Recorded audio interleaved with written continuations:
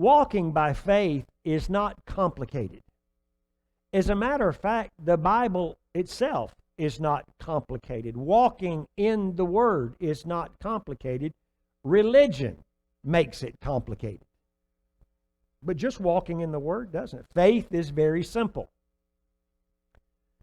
The mechanism of faith, the law of faith, operates this way.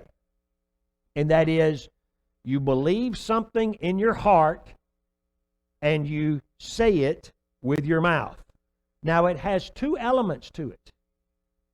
And both of those elements are required in order for us to walk in faith. A lot of times when people start making the transition or they start making the effort, they get the revelation, whatever you want to call it, to start walking in faith, they get the first part of it, and that is they believe something.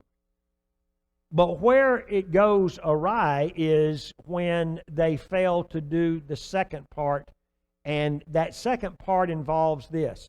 It involves you saying what it is that you're believing in your heart.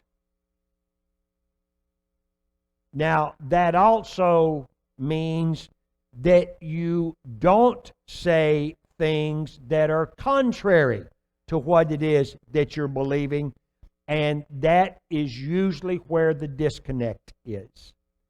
We step out in faith, we start believing what the Word says, we start acting on it, and tests and trials and persecution comes our way. And when it does, we change what it is that we're saying, and our attention shifts to speaking the problem instead of what the Word says. And in James chapter 1, James refers to that as a double-minded man. And he says that a double-minded man is unstable in all of his ways, and let not that person expect to receive anything from the Lord. That will not work. And so what happens is people sometimes have faith failures. Now, I use that term loosely because true faith never fails. Okay? Faith always gets you the victory. Faith always works.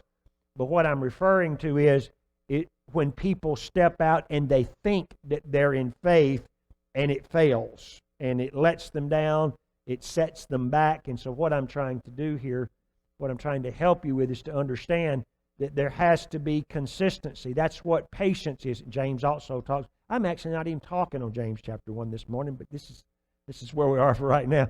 James also says for us that let patience have its perfect work, up in the previous verses there in chapter 1.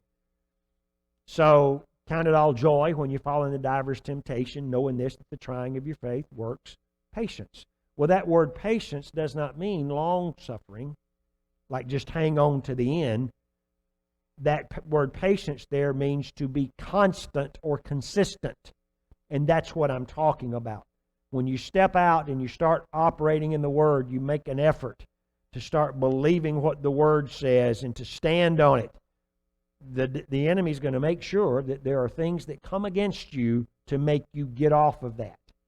And so the way that you do that, the way that you dig up that seed that you have just sown, you dig it up with your mouth. Your mouth starts speaking something that is contrary to what the Word says. So it's your patience or your consistency that's being tried. Okay?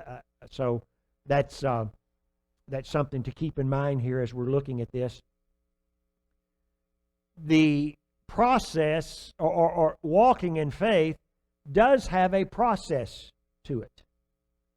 And we're going to start this morning by taking a look in a little more detail than we have, looking at that process of walking in faith.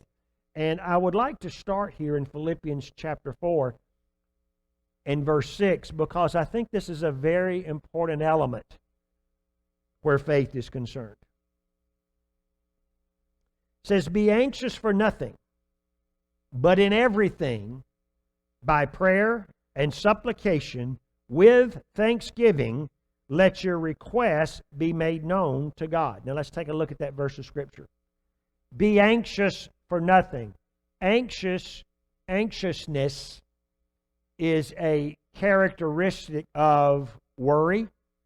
It's a characteristic of fear. Remember the opposite of faith. The opposite of faith is fear, right? The opposite of faith is fear. God's kingdom operates, where faith is concerned, operates on faith, the substance of faith. The enemy's kingdom operates in fear. So one of the byproducts of fear is anxiousness or worry. So the Apostle Paul here says, be anxious or don't worry for nothing. Now, you know what the word nothing means? The word nothing means no thing. So how many things are we supposed to be worried about? None. No thing. Nothing.